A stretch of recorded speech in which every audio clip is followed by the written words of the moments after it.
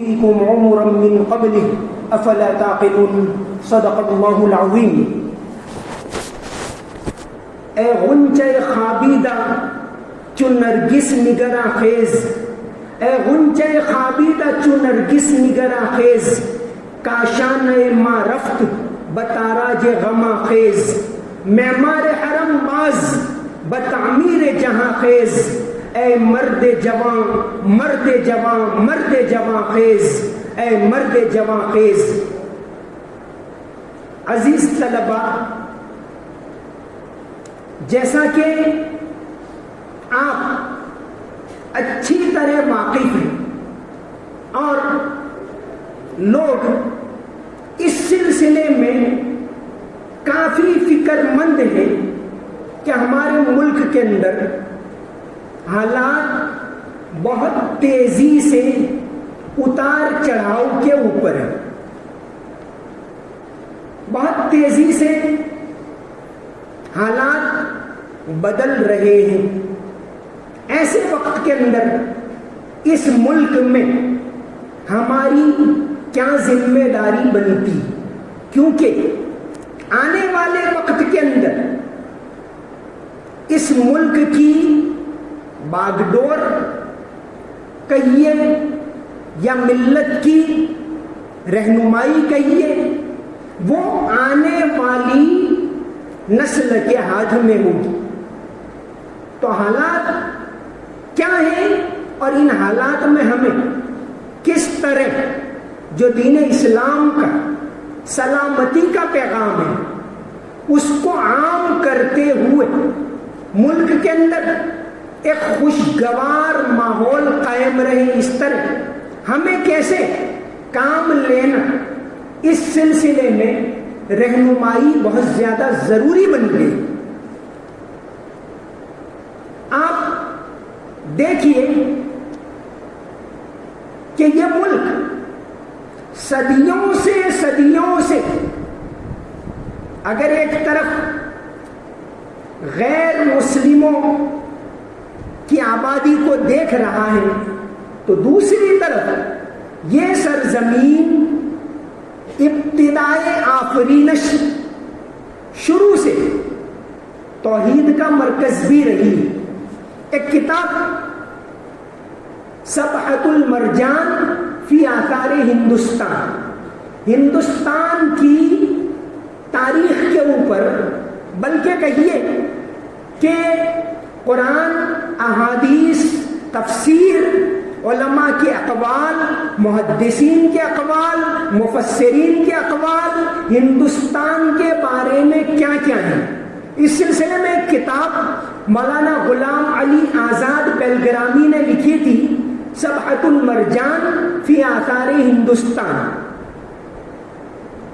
1786 میں حضرت کی وفات ہوئی مولانا غلام علی آزاد بیلگرامی، اور کتاب عربی زبان کے اندر لکھی ہے، تقریباً 500 صفحات کی کتاب ہے، اور موجودہ وقت میں جو نیٹ پر سے ہم کو ایڈیشن ملا وہ بیروت کا چھپا ہوا ایڈیشن۔ اس کتاب کے اندر انہوں نے ہندوستان کے متعلق بہت ساری باتیں جمع کر دی۔ یہ تاریخ کو جاننا، تاریخ ایک روشنی ہے جو پیچھے کی طرف سے ہمیں راہ دکھاتے کہ آگے کون سا راستہ اختیار کرنا۔ جیسے انسان کی اپنی ذاتی زندگی کی بھی ایک تاریخ ہوتی کہ اس نے پچھلے دنوں کیا تجربات کیے، کیا سیکھا، کہ وہ حافظ بنا تو اب آگے کیا کرے گا، وہ اسی کے اوپر وہ چلتا۔ اگر وہ ایک کاریگری سیکھی تو پھر اس سے آگے وہ کیا کرے گا۔ تو انسان پچھلے تجربات کو، پچھلی باتوں کو فراموش نہیں کر سکتا، وہ اسی کی روشنی میں آگے بڑھتا ہے۔ تو یہی بات قوموں کے لیے بھی پیش آتی کہ قومیں پچھلے اوقات میں آیا تو انہوں نے کیا حاصل کیا، اگر حاصل کیا تو اس کے پیچھے کیا کیا اسباب کار فرما تھے، اور اگر انہوں نے ٹھوکر کھائی تو اس کی وجوہات کیا کیا تھی۔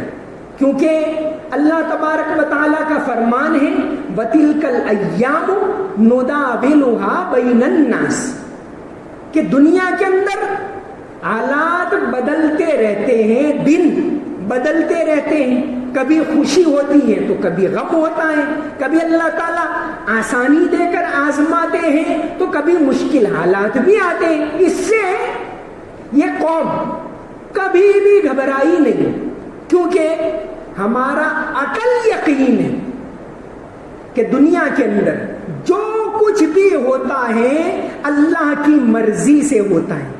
نہ خوشی اچھی ہے اے دوست، نہ ملال اچھا ہے، نہ خوشی اچھی ہے اے دوست، نہ ملال اچھا ہے، یار جس حال میں رکھے وہی حال اچھا ہے۔ تو یہ چیزیں جس طرح انسان کی انفرادی زندگی میں آتی ہیں، اسی طرح قوموں کی زندگی میں بھی آتی ہیں۔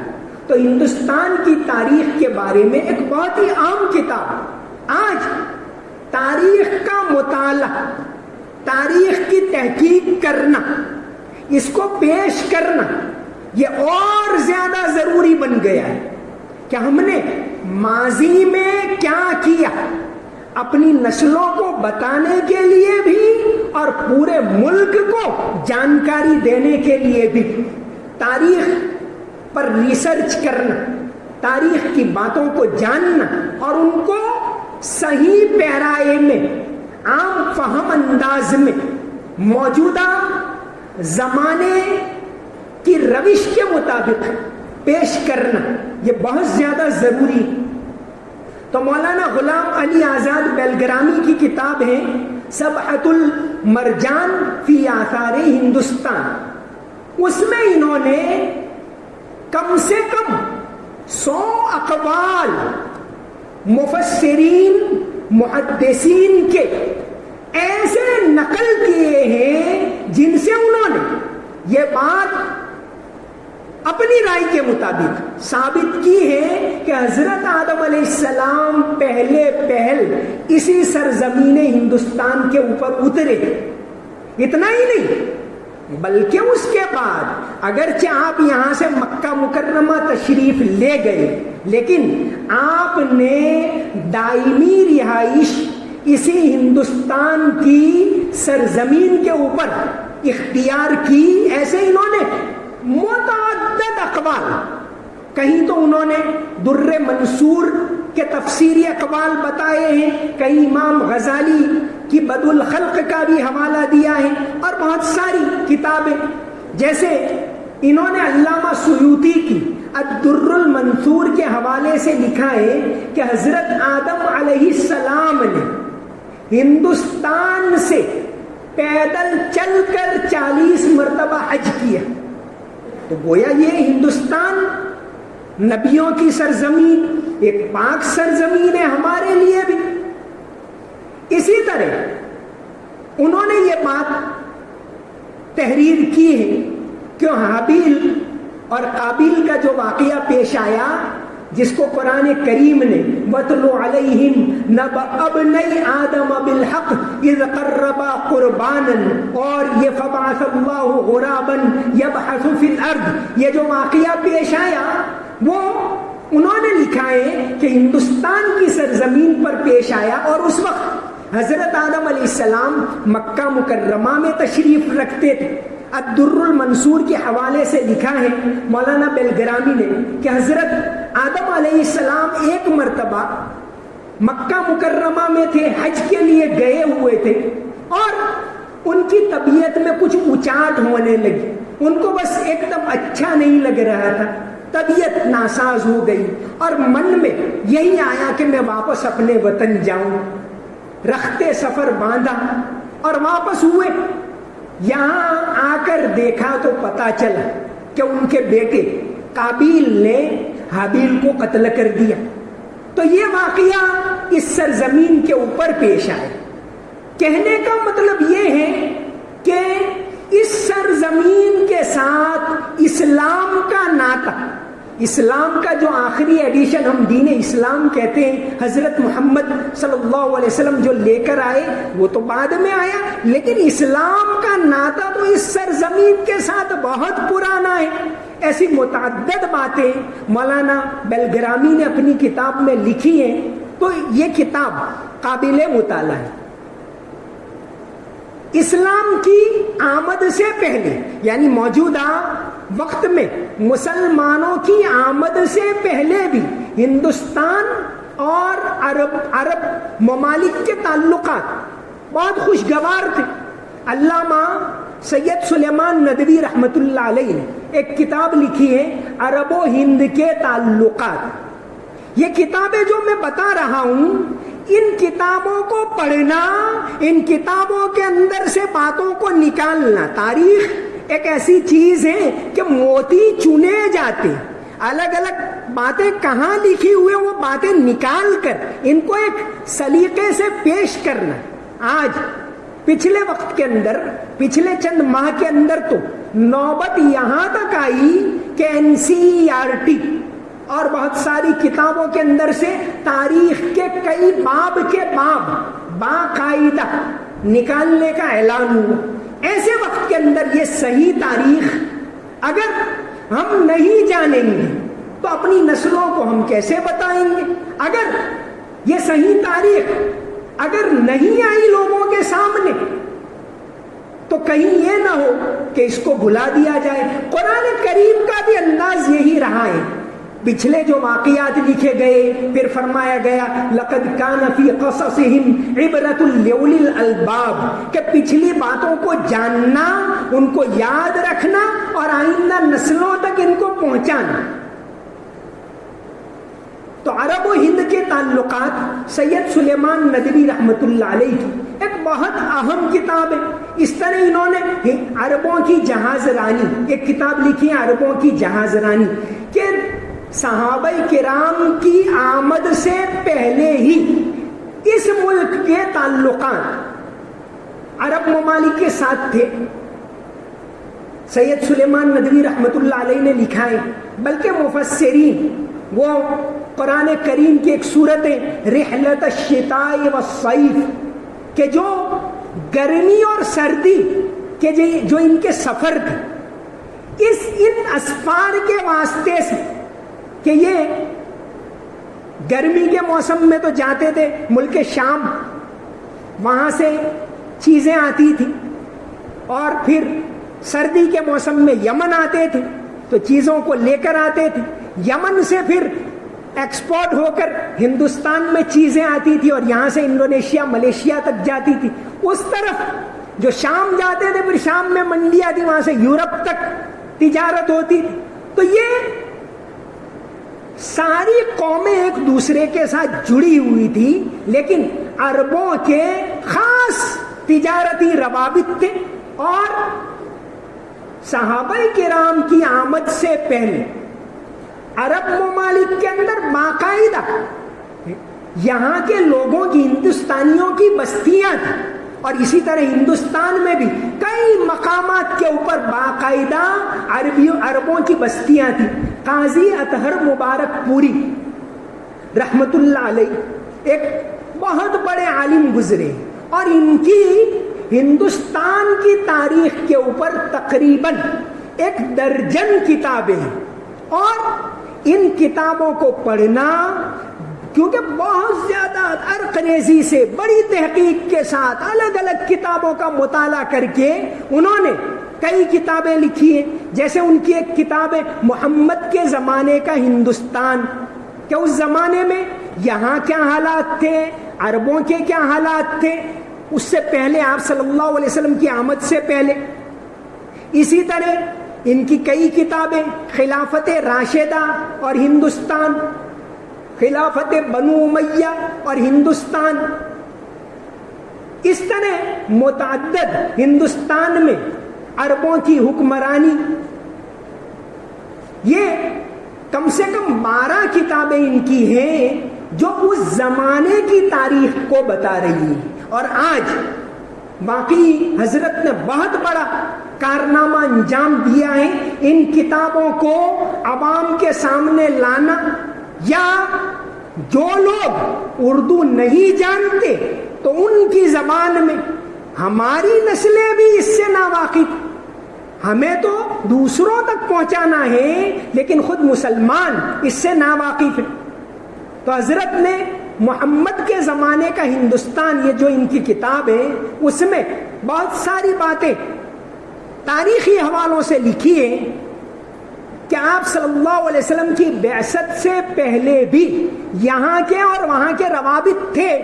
باقاعدہ کئی شہروں میں انہوں نے بتایا، تھانہ کے اندر اور اس طرح کیرالا کے کئی علاقوں میں، تمل ناڈو کے کئی علاقوں میں، گجرات کے کئی علاقوں کے اندر وہاں کی چیزوں کی درآمد بھی ہوتی تھی، یہاں سے برآمد بھی ہوتی تھی. یہاں کی چیزیں وہاں جاتی تھی، وہاں کی چیزیں یہاں آتی تھی. جیسے بخاری شریف کی شرح جو ہے فتح الباری، اس کے اندر باب و بنیان المسجد میں ایک حدیث کے تحت، حدیث نمبر 446 کے تحت لکھا ہوا ہے کہ حضرت عثمان غنی رضی اللہ عنہ کے زمانے میں جب مسجد نبوی کی توسیع ہوئی، اس سے پہلے مسجد نبوی جو تھی اوپر وہی پتے چھالے یہ چیزیں ڈالی ہوئی.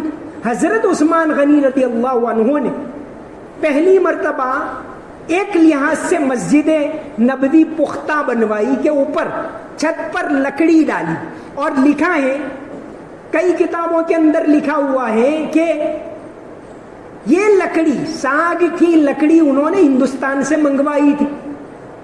تو یہ بات اسی طرح فتح المنعم مسلم شریف کی شرح ہے، اس میں بھی یہ بات لکھی ہوئی ہے کہ حضرت عثمان رضی اللہ عنہ نے یہاں سے لکڑی منگوائی تھی.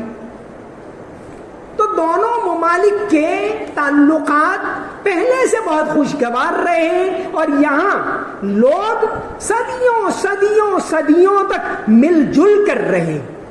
تو اس تاریخ کو اجاگر کرنا یہ آج کے زمانے میں، اور اجاگر کرنے کے لیے اس پر تحقیق کرنا، کم از کم بعض مدارس کے اندر جیسے تخصص ہوتا ہے، حدیث کے اندر تخصص ہوتا ہے، قرات کے اندر، فقہ کے اندر، اسی طرح تاریخ کے اندر تخصص کا شعبہ قائم کرنا اور پھر اس کو موجودہ مقامی زبانوں کے اندر بڑے پیمانے کے اوپر پیش کرنا، یہ ہماری تاریخ کو زندہ رکھنے کے لیے بہت زیادہ آج کے زمانے میں ضروری ہے.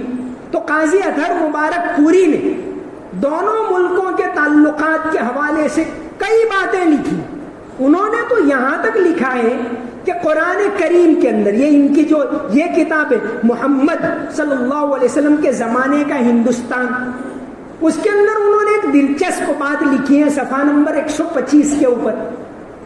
انہوں نے لکھا ہے دونوں ممالک کے تعلقات ایسے قریبی تھے کہ قرآن کریم میں جنت کی 3 نعمتوں کا خاص ذکر ہوا ہے: زنجبیل، کافور اور مسک، مشک، کستوری.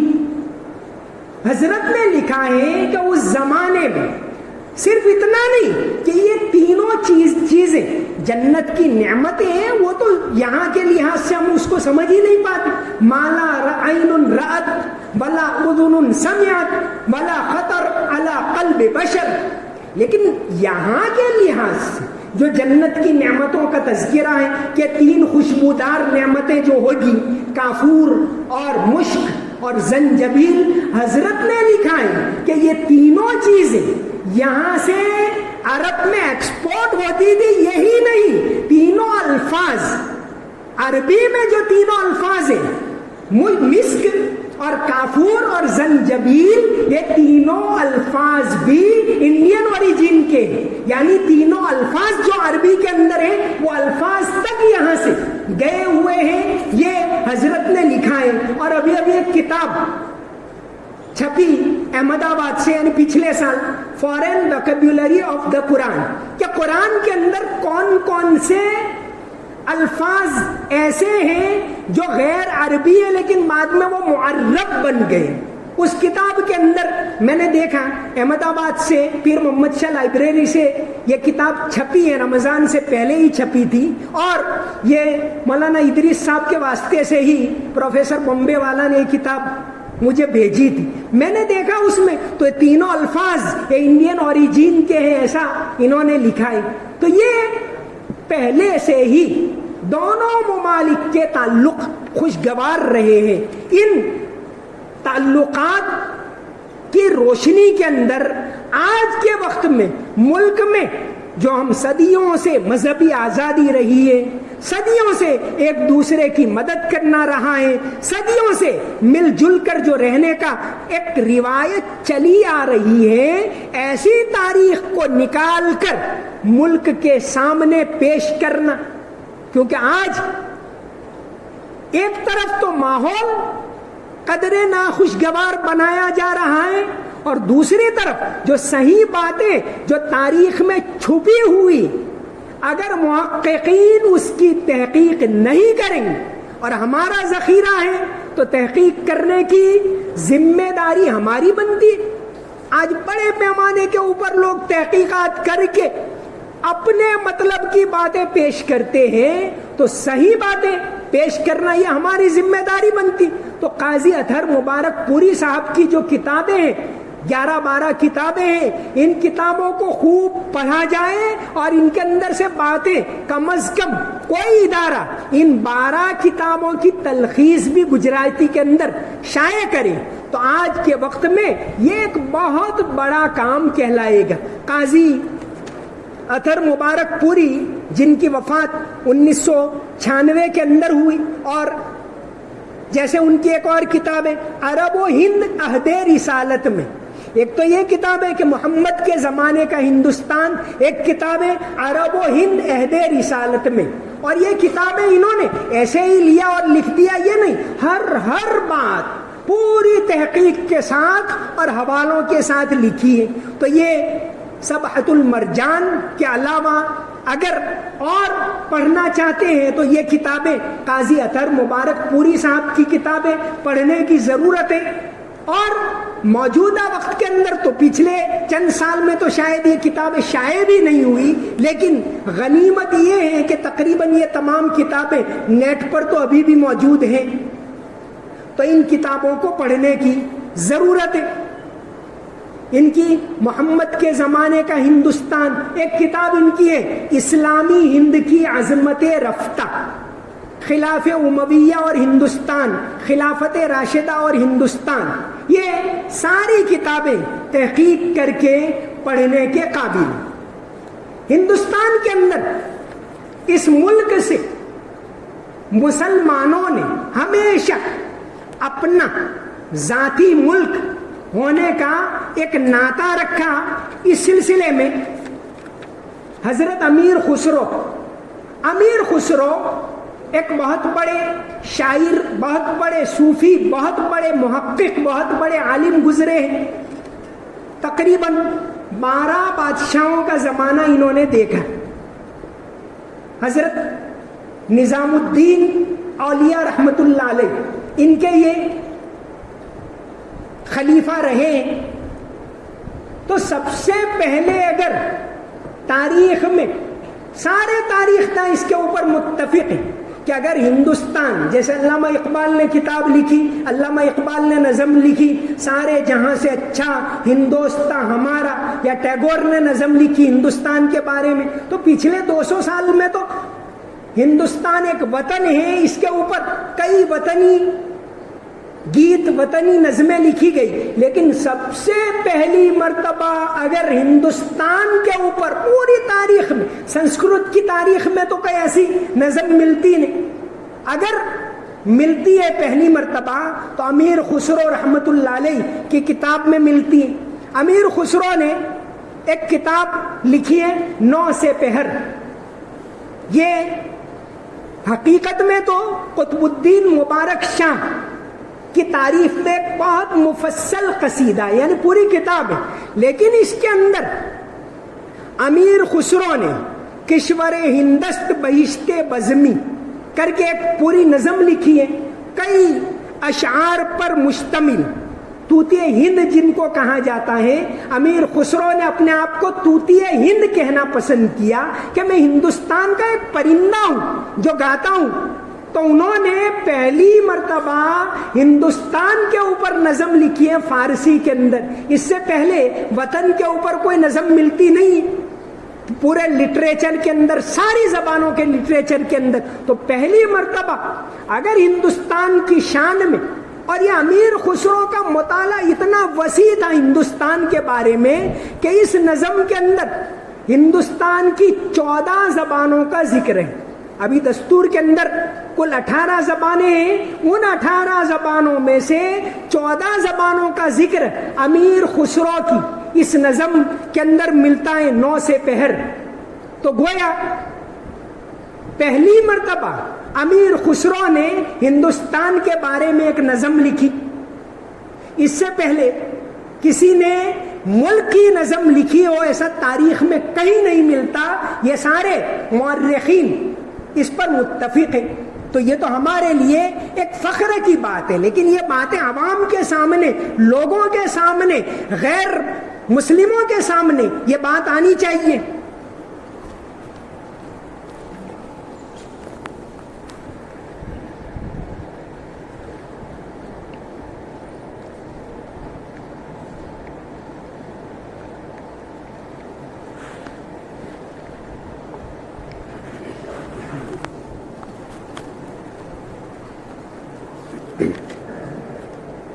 اس ملک کے اندر اسلام کی کرنیں کب آئی, اس پر بھی تحقیق کی بڑی ضرورت ہے. جیسے کیرالہ کے اندر ایک شہر ہے کوڈن گلور, وہاں ایک مسجد ہے چیرامن ملک مسجد. یہ مسجد مورخین کا اس بات کے اوپر اتفاق ہے کہ عیسوی سن 629 میں بنی. نبی کریم صلی اللہ علیہ وسلم 632 میں اس دنیا سے تشریف لے گئے, یعنی آپ صلی اللہ علیہ وسلم کے زمانے میں یہ مسجد بن چکی تھی. جب 2016 اپریل 2016 کے اندر ہمارے ملک کے پرائم منسٹر سعودی عرب گئے, اس وقت چیرامن ملک مسجد کا سونے کا بنا ہوا ماڈل لے کر گئے تھے اور شاہ سلمان کو پیش کیا تھا کہ ہمارے ملک کے اندر اتنی پرانی مسجد موجود ہے. یہ تو ایک مسجد.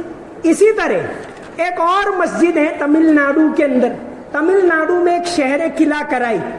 قلعہ کرائی کے اندر ایک مسجد ہے پالیا پلی جمعہ مسجد, اس نام سے اس کو جانتے. یہ 630 کے اندر بنی ہوئی. تو گویا اسلام کی کرنیں کوئی بادشاہ لے کر یا نہیں آئی, اس سے پہلے پہنچ چکی تھی. ایک بہت جانے مانے مجاہد آزادی گزرے ہیں پنڈت سندر لال. پنڈت سندر لال نے ایک کتاب لکھی ہے بھارت میں انگریزی راج. یہ آزادی کے بعد ممبر آف پارلیمنٹ بھی رہے اور چونکہ قومی ایکتا کے بڑے حامی تھے تو اس کتاب کے اوپر انگریزوں نے پابندی لگا دی تھی. بھارت میں انگریزی راج ہندی کے اندر لکھی. یہ ہماری تاریخ کا ذخیرہ ہے. پرانی کتابوں میں عربی میں, پھر اس کے بعد فارسی میں, بہت ساری باتیں سنسکرت میں بھی ہیں, اسی طرح مقامی زبانوں میں, اسی طرح بعد میں انگریزی اور ہندی کے اندر بھی ہماری تاریخ کا بہت بڑا ذخیرہ ہے. تو تاریخ پر تحقیق کرنے کے لیے ان زبانوں سے واقفیت یہ بھی ضروری ہے. پنڈت سندر لال انہوں نے ایک کتاب لکھی ہے گیتا اور قرآن, کہ انہوں نے موازنہ کیا ہے یہ انسانیت کے لحاظ سے کہ دونوں کتابیں انسانیت کی تعلیم دیتی ہیں. اسی طرح انہوں نے ایک اور کتاب یہ گیتا اور قرآن, اس کا گجراتی میں بھی ترجمہ ہوا. اسی طرح ان کی ایک کتاب ہے حضرت محمد اور اسلام, اس کا بھی گجراتی میں ترجمہ ہوا ہے. ہندو مسلم ایکتا ان کی کتاب ہے, ایک کتاب ہے ان کی سن 57. تو پنڈت سندر لال نے ایک کتاب لکھی ہے بھارت میں انگریزی راج, اور انگریزوں نے اس کے اوپر پابندی لگائی تھی. 2 جلدوں کے اندر ہے. اس کے اندر انہوں نے ایک پورا دوسرا باب اس کتاب کا ہے, پہلی جلد کا دوسرا باب, اس باب کا نام ہے اسلام اور بھارت، کہ بھارت میں اسلام کی آمد کب ہوئی۔ ان کی تو تحقیق یہ ہے، اس باب کے اندر انہوں نے لکھا ہے کہ میں کم سے کم 11 ایسی مسجدوں کے بارے میں جانتا ہوں۔ انہوں نے لکھا ہے کہ 11 ایسی مسجدیں اس ملک کے اندر ہیں جو محمد صلی اللہ علیہ وسلم کے زمانے میں بن چکی تھی۔ جیسے ہمارے یہاں گجرات میں گوگا کے اندر ایک مسجد ہے جس کو کہتے ہیں بارواڑا مسجد، بھاؤنگر کے بالکل قریب میں۔ ابھی وہ پرانے طرز پر ابھی بھی موجود ہے، ویسے اس کی توسیع جو کر کے باقی حصے جو ہیں وہ تو نئے طرز سے بنائے گئے۔ اگرچہ مورخین اس پر متفق نہیں ہو رہے کہ کب بنی ہے، لیکن بہرحال کئی لوگوں کی رائے یہ ہے کہ یہ مسجد بھی آپ صلی اللہ علیہ وسلم کے زمانے سے بنی ہوئی۔ یہ بات تو ثابت ہے کہ گوگا کے اندر تابعین کی آمد ہوئی، منگرول کے اندر تابعین کی آمد ہوئی، بھروچ کے اندر ہوئی، سورت کے اندر ہوئی۔ یہ تو بہت ساری کتابوں کے اندر یہ چیزیں ہیں، اور ان کو ایک لڑی میں پرو کر تحقیق کر کے الگ الگ طرز سے ضروری محنت کرنے والے لوگوں کی ضرورت ہے آج کے زمانے میں کہ ان باتوں کو باہر لائیں۔ تو پنڈت سندر لال نے تو یہ لکھا ہے کہ 11 مسجدیں ہندوستان میں ایسی ہیں جو محمد صلی اللہ علیہ وسلم کے زمانے میں بن چکی۔ کم سے کم یہ 3 مسجدوں کے بارے میں تو ہم نے زیادہ تحقیق کی ہے۔ تمل ناڈو کے اندر قلعہ کرائی کر کے ایک شہر ہے، وہاں پالیا پلی جمعہ مسجد ہے۔ اسی طرح یہ پالیا پلی جمعہ مسجد کے اوپر تو مستقل ایک کتاب لکھی ہے وہاں کے جو ایک افسر رہے، Tamil Nadu state department museum کے افسر رہے 30 سال تک، راجہ محمود، انہوں نے ایک کتاب لکھی ہے Islamic architecture in Tamil Nadu. اس میں اس مسجد کے بارے میں انہوں نے لکھا ہے۔ تو یہ مسجد آپ صلی اللہ علیہ وسلم کے زمانے میں بنی تھی، بلکہ بازان ابن ساسان جو یمن کے بادشاہ تھے، پھر اسلام لے آئے وہ، اس کے بعد انہوں نے آپ صلی اللہ علیہ وسلم کے زمانے میں ہی وہ اسلام لائے، اگرچہ وہ مدینہ نہیں پہنچے۔ تو بازان ابن ساسان نے اسلام قبول کرنے کے بعد کچھ مبلغین کو ہندوستان بھیجا تھا، یہ ملتا ہے تاریخ میں۔ اور یہ تمل ناڈو کی جو قلعہ کرائی کی مسجد ہے وہ بازان ابن ساسان نے بنوائی، انہوں نے یہ آدمی بھیج کر بنوائی، یہ بات ملتی ہے۔ تو بہرحال یہ تاریخ کی باتیں ان کو باہر لا کر اجاگر کرنے کی ضرورت ہے۔ اس ملک کے اندر تاریخ میں پیار، محبت، میل ملاپ، بھائی چارہ جو تھا، آج یہ حالات کیوں بدل رہے؟ کسی زمانے میں ہم نے اس ملک کو بہت کچھ دیا، تعمیرات میں دیا، تجارت میں دیا، باغات میں دیا، کھیتی باڑی کے اندر دیا، درس انسانیت میں دیا، لٹریچر میں دیا، بہت بڑا ذخیرہ ہے۔ اس کے اوپر اس کو ریسرچ کر کے محفوظ کرنے کی ضرورت ہے، اس کو باہر لانے کی ضرورت ہے، اس کو لوگوں کے سامنے پیش کرنے کی ضرورت ہے۔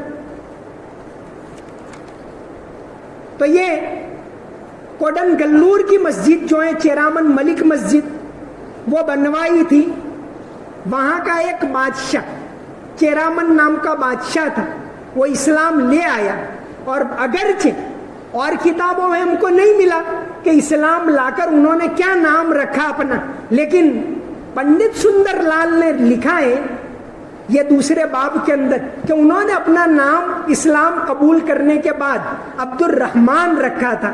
تو انہوں نے یہ چیرامن ملک مسجد بنوائی، یہاں سے وہ گئے مدینہ، یہ باتیں تو کئی کتابوں میں ملتی ہیں۔ اس کے بعد واپسی میں ان کا جب انتقال ہو گئے راستے میں، تو ان کے بھائی نے یہ مسجد بنوائی، عبد الرحمن کے بھائی نے۔ آج بھی کیرالہ کے اندر وہ مسجد موجود ہے، اگرچہ بعد میں کئی مرتبہ اس کی تعمیر ہوئی، ابن بطوطہ بھی وہاں گئے، بہت سارے مسلمان سیاح وہاں جا چکے ہیں اور اس کا تذکرہ کیا ہے۔ حضرت عمر رضی اللہ عنہ کے زمانے میں پہلی مرتبہ جب عثمان ابن ابو العاص ثقفی جو حضرت عمر کے زمانے میں بحرین کے گورنر تھے، انہوں نے پہلی مرتبہ ایک دستہ بھیجا ہندوستان کے اوپر حملہ کرنے کے لیے.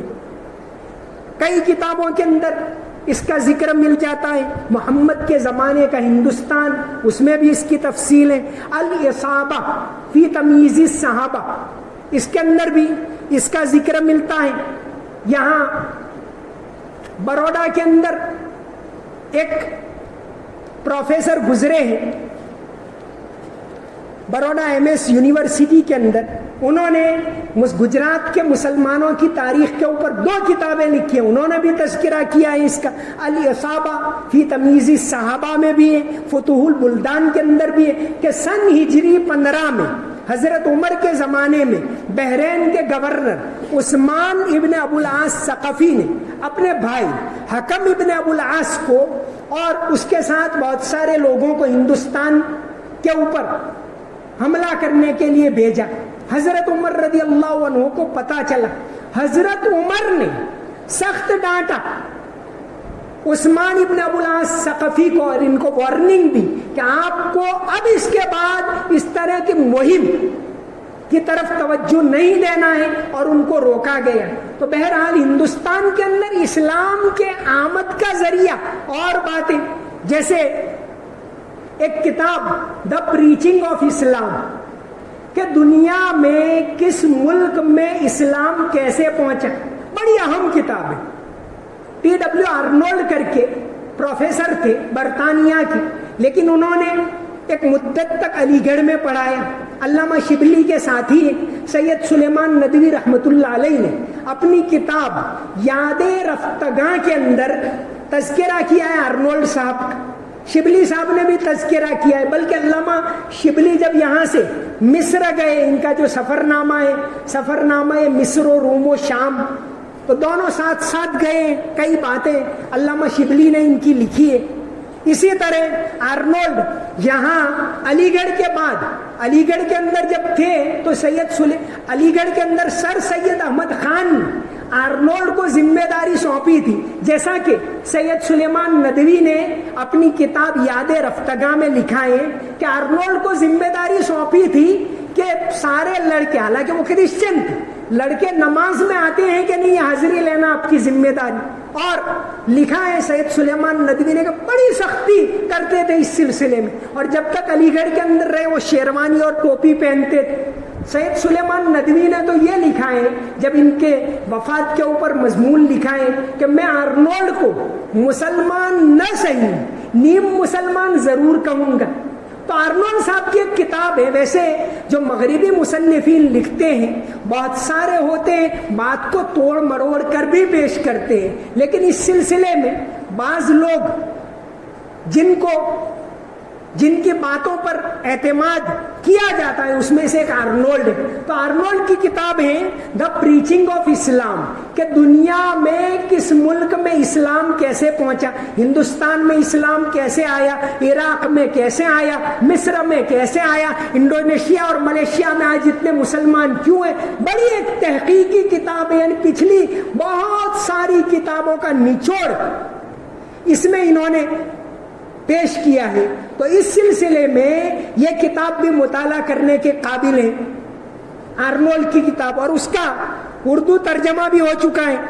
آرنولڈ کی کتاب کا اردو ترجمہ اشاعت اسلام کر کے ہوا ہے، اور انگلش کے اندر تو یہ دا پریچنگ آف اسلام کے نام سے دونوں کتابیں اب بھی چھپ رہی ہیں، اور دونوں کتابیں ویسے نیٹ کے اوپر بھی موجود ہیں.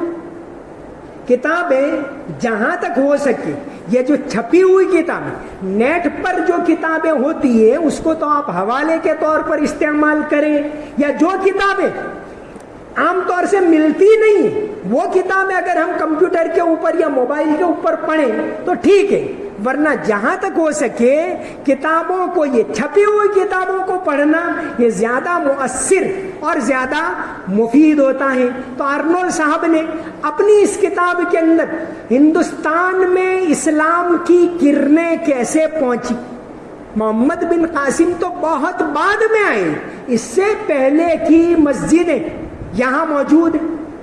گوگا کی مسجد ہے، وہ بالکل صحابہ کرام کے دور کی تو ہیں ہی ہیں، بلکہ بعض لوگ تو اس کو بھی آپ صلی اللہ علیہ وسلم کے زمانے کی مسجد مانتے ہیں اور یہ کہتے ہیں کہ اس کا قبلہ بیت المقدس کی طرف بنا ہوا ہے۔ بہرحال یہ چیز تحقیق طلب ضرور ہے، لیکن اتنی بات ہے کہ گجرات کے اندر جیسے یہاں ہے، اس طرح سورت کے اندر بھی صحابہ کرام کے دور کی بنی ہوئی ایک مسجد موجود ہے۔ تو اس ملک کے اندر مسلمانوں کی آمد بادشاہوں کے ساتھ نہیں ہوئی، اس سے بہت پہلے تاجروں کے طور پر، مبلغین کے طور پر، صوفیہ کے طور پر بہت سارے لوگ آئے اور اس کے ذریعے اس ملک کے اندر اسلام کی کرنیں پہنچی۔ تو ہندوستان میں اسلام کیسے آیا، اس سلسلے میں سبحۃ المرجان کے علاوہ جو قاضی اطہر مبارک پوری کی کتابیں میں نے بتلائی، اس کے علاوہ یہ کتابیں بھی، دا پریچنگ آف اسلام آرنولڈ صاحب کی کتاب، اسی طرح پنڈت سندر لال نے بھی مستقل باب اس کے اوپر لکھا ہے۔ ہمارے جو ملک کے اندر کیسا ماحول تھا، ہمارے ملک کے پہلے راشٹرپتی ڈاکٹر راجندر پرساد انہوں نے اپنی جو آتم کتھا لکھی، اپنی آپ بیتی لکھی، اس کا نام ہی ہے آتم کتھا۔ وہ جب اپنی آپ بیتی لکھتے، فارسی کے بڑے ماہر تھے، انہوں نے اپنی داستان لکھی ہے، اپنی جو آپ بیتی لکھی ہے آتم کتھا، اس کا تیسرا باب ہے، اس باب کا نام ہی ہے مولوی صاحب، کہ ہم نے مولوی صاحب کے پاس کیسے فارسی پڑھی، وہ کیسی باتیں ہم کو بتاتے تھے، ان چیزوں کا انہوں نے تذکرہ کیا۔ اور راجندر پرساد نے اپنی آپ بیتی لکھی، 700 صفحات پر مشتمل ہے، اس کا انتساب انہوں نے کیا ہے مولانا مظہر الحق کے نام پر، کہ اس کتاب کو میں مولانا مظہر الحق کے نام منسوب کرتا ہوں۔ تو یہ ایک زمانے میں اس طرح آپس میں میل ملاپ، میل جول، محبت، یہ چیزیں تھی۔ آج اگر نہیں ہے تو اس کے اسباب کیا ہیں اور ان اسباب کا تدارک کیا ہے، پھر سے ہم کس طرح اس ملک کے اندر اس ماحول کو، اس خوشگوار ماحول کو نئے سرے سے کیسے اجاگر کر سکتے ہیں، اس کے اوپر تحقیق کرنے کی بڑی ضرورت ہے۔ کیسے میل ملاپ والا ماحول ہوتا تھا، اس سلسلے میں 2-4 باتیں میں اور بتاؤں۔ ہندوستان کے اندر جو مسلمانوں میں اور غیر مسلموں میں کشمکش، یہ مغلیہ دور کے اندر اور خاص طور سے ایک بات مل جاتی ہے، اورنگزیب کا مقابلہ ہوا شیواجی سے۔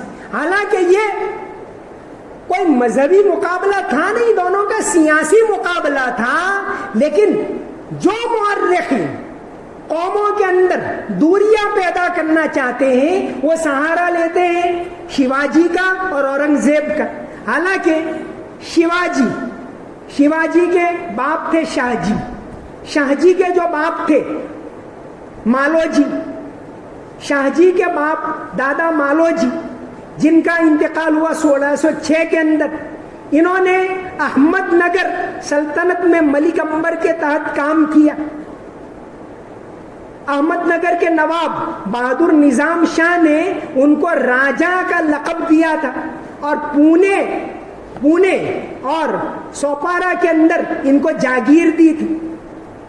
یہ شیواجی کے دادا مالوجی کے یہاں بیٹا نہیں تھا، تو یہ پونے کے اندر شاہ شریف کی درگاہ ہے، شاہ شریف کی درگاہ پر جایا کرتے تھے۔ اور پھر اتفاق سے ان کے یہاں ایک کتاب ہے مراٹھی میں اصل تو کتاب لکھی گئی ہے شیواجی کون ہوتا، لیکن اس کا ترجمہ گووند پانسرے نے گجراتی میں کیا ہے، نوکھو راجوی شیواجی۔ اس کے اندر بھی لکھا ہے اسی طرح rebel sultan the Deccan from Khalji to Shivaji, اس کے اندر بھی اس کا تذکرہ ہے، اور کئی اور کتابوں کے اندر ہے کہ شیواجی کے دادا درگاہ شاہ شریف کے اوپر گئے اور وہاں منتیں مانی، اس کے بعد ان کے یہاں ایک بیٹا پیدا ہوا، اس بیٹے کا نام شاہ شریف کے اوپر سے شاہ جی، شیواجی کے باپ کا نام شاہ جی، اور پھر ان کے دوسرا بیٹا پیدا ہوا 2 سال کے بعد، تو شیواجی کے چچا ان کا نام ہے شریف جی، ایک بیٹے کا نام شاہ جی، دوسرے بیٹے کا نام شریف جی۔ تو یہ کوئی کھینچتان نہیں تھی، یہ انگریزوں نے تاریخ کے اندر سے نکال کر کچھ ایسی باتیں رکھ دی تاکہ کھینچتان پیدا ہو، ورنہ یہ کچھ تھا ہی نہیں، یہ بہت بعد میں جا کر یہ ساری چیزیں پیدا کی گئی۔ تو شیواجی کے باپ کا نام شاہ جی تھا، وہ شاہ شریف کے نام پر سے تھا، شیواجی کے چچا کا نام شریف جی تھا۔ تو اس طرح اس ملک کے اندر اس زمانے میں کوئی مذہبی کھینچتان، سیاسی بہت ساری کشمکشیں رہی، وہ تو پوری دنیا کے اندر دور وسطیٰ میں دنیا میں جگہ جگہ یہ چیزیں رہی، لیکن یہ کھینچتان ہمارے ملک میں کم از کم یہ مذہبی کھینچتان نہیں تھی، یہ پولیٹیکل ان کے آپس میں کشمکش رہی ہے۔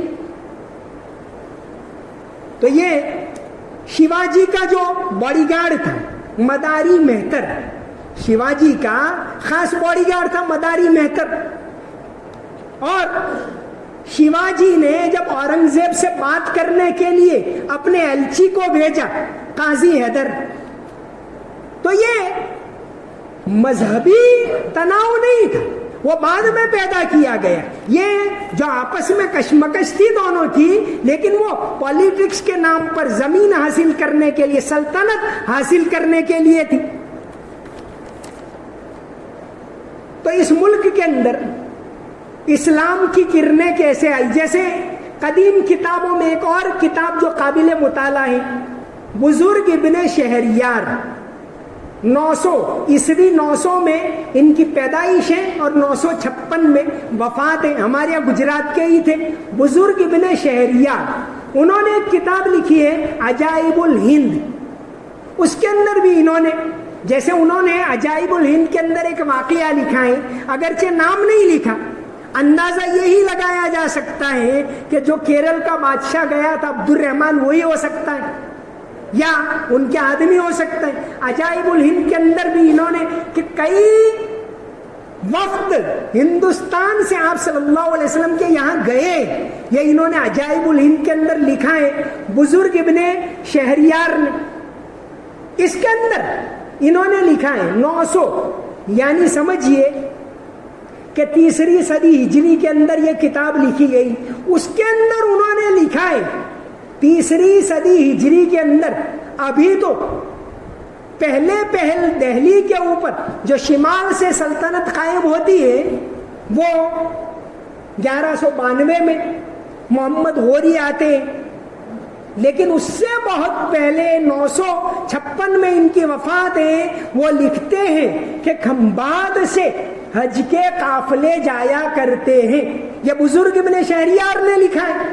تو مطلب اس سے پہلے اس سرزمین کے اوپر اسلام کی کرنیں تھی، مسلمان اس یہاں موجود تھے، انہوں نے یہ لکھا ہے بزرگ ابن شہریار نے عجائب الہند کے اندر کہ کھمبات سے، ابھی بندرگاہ کے طور پر سورت کی بھی اتنی ترقی نہیں ہوئی تھی، اس سے پہلے کھمبات سے قافلے جایا کرتے۔ کھمبات سے تو جو محمد غوری جنہوں نے 1192 میں دہلی کے اوپر سلطنت قائم کی، محمد غوری کی والدہ بھی جب حج میں گئی تو کھمبات سے گئی تھی، یہ تاریخ کی کئی کتابوں کے اندر تذکرہ ملتا ہے۔ تو گویا گجرات تو اس لحاظ سے بہت پیش ہے۔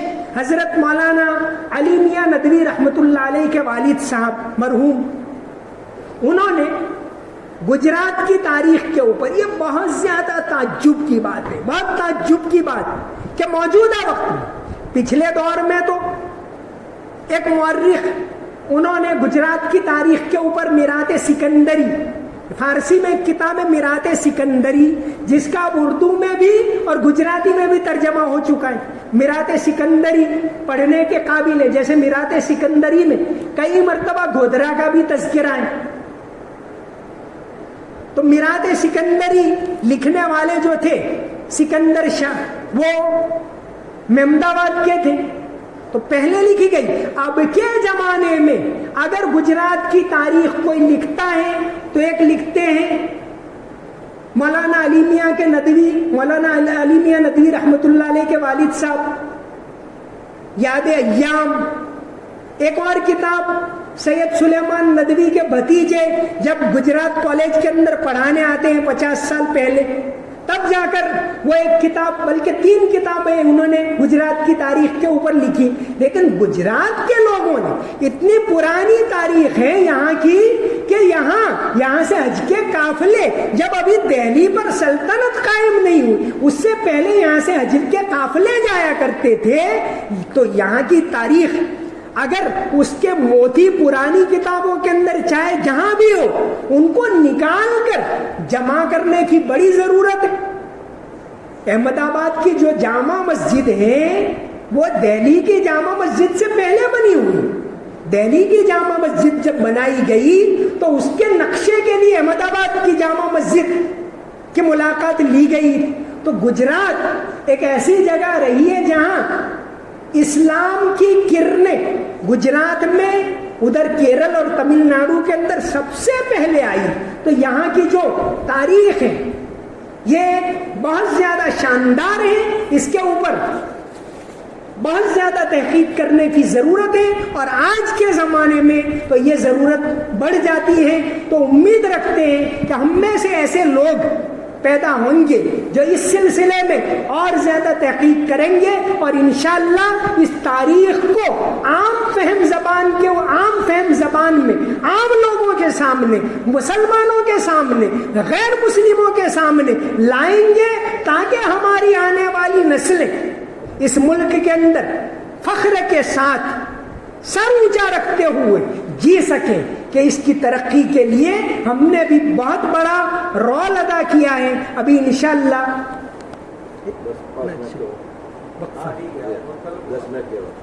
5 منٹ کا وقفہ ہوگا، پھر اس کے بعد انشاءاللہ مزید باتیں بتائی جائے گی۔